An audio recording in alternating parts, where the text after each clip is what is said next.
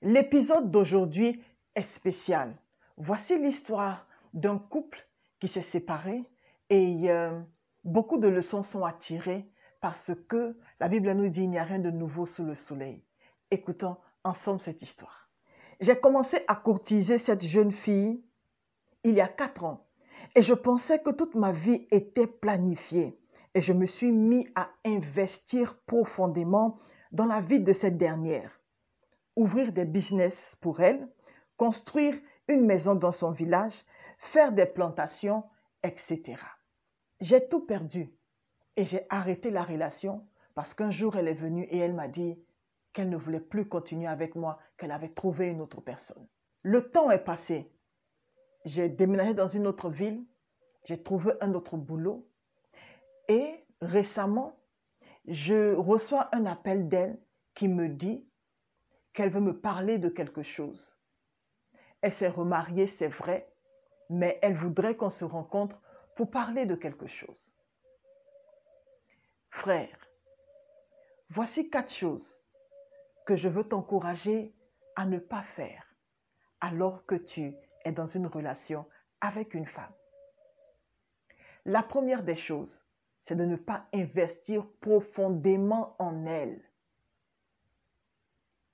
Tant que la personne n'est pas ton épouse légale, tu n'as pas le droit, devant qui que ce soit, de pouvoir investir en cette personne-là. Parce que vous savez, même quand la personne est votre femme, elle peut vous quitter. Avis à tous les hommes qui m'écoutent aujourd'hui. J'aimerais que vous puissiez prêter attention. Parce que beaucoup commettent ce genre d'erreurs-là et finissent par être amers. N'investis pas en quelqu'un qui n'est pas légalement ton épouse. N'investis pas. Parce que ça peut être que la personne soit là pour des intérêts. Et beaucoup de personnes commettent ce genre d'erreur-là.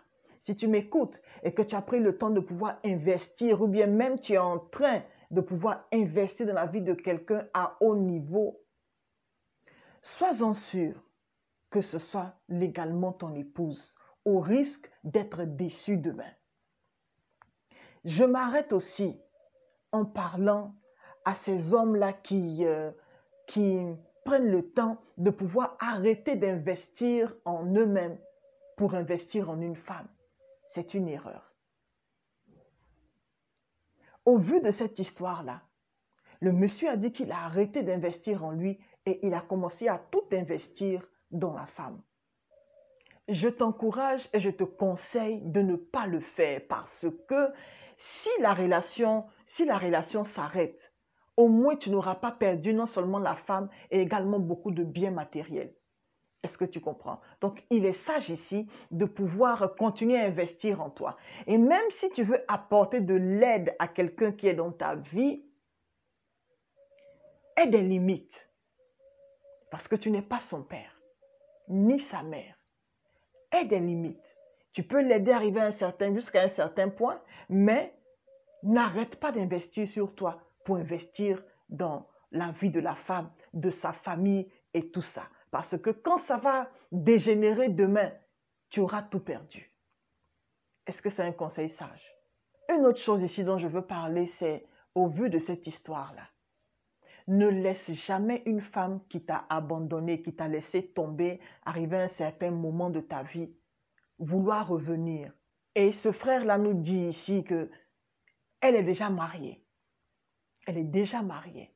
Donc, si elle veut s'excuser, si elle veut revenir, n'est plus rien à faire avec elle. Tu as tourné la page, tu as été guéri, avance. Avance. Parce qu'il y a mieux devant.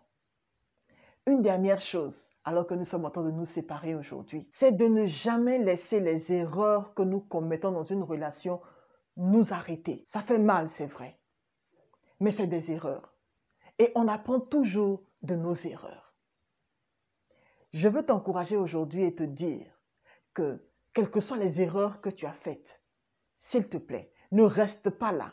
Continue d'avancer. Choisis de guérir et de ne pas être un conjoint amer, de ne pas être un partenaire amer. Avance. Pardonne. Ne maudis pas. Apprends apprends des erreurs que tu fais et avance. Parce qu'il y a mieux devant, comme ce que j'ai dit tout à l'heure. Il y a vraiment mieux devant.